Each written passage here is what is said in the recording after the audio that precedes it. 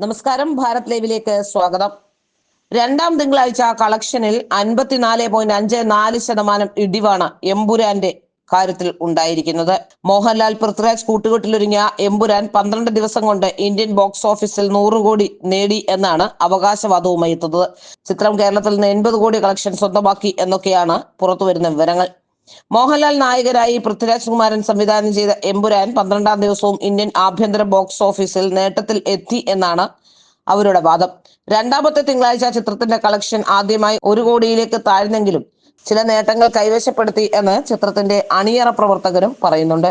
ചിത്രം 12 ദിനങ്ങൾ തിയേറ്ററിൽ പിന്നിട്ടപ്പോൾ രണ്ടാം തിങ്കളാഴ്ച 1.75 കോടിയാണ് നേടിയത്. ആദ്യമായാണ് ചിത്രത്തിന്റെ കളക്ഷൻ 1 കോടിയിലേക്ക് താഴ്ന്നത്. ഇത് ആദ്യ കണക്കാണെങ്കിലും രണ്ടാം ഞായറാഴ്ച ചിത്രം എല്ലാ ഭാഷകളിലും കൂടി ഇന്ത്യയിൽ നിന്ന് നേടിയ 3.85 കോടിയായി.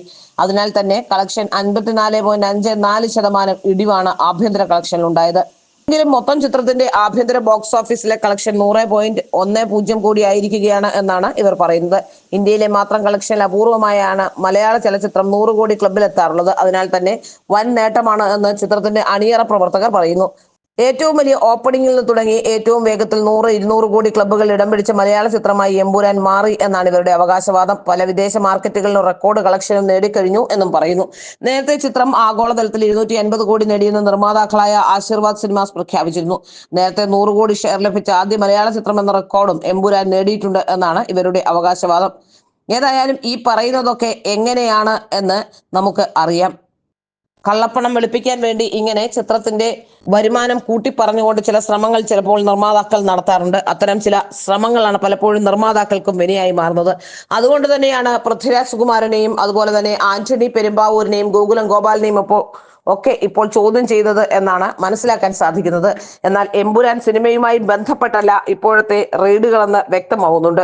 നേരത്തെ ചില സിനിമകളുമായി ബന്ധപ്പെട്ടും കള്ളപ്പണം വെളുപ്പിക്കലുമായി ബന്ധപ്പെട്ടും വിദേശ നാണയ വിനിമയ ചട്ടം ലംഘിച്ചതുമായി ബന്ധപ്പെട്ടുമൊക്കെ പലതരത്തിലുള്ള ആക്ഷേപങ്ങൾ ഇവർക്കെല്ലാം എതിരെ നിലവിലുണ്ട്.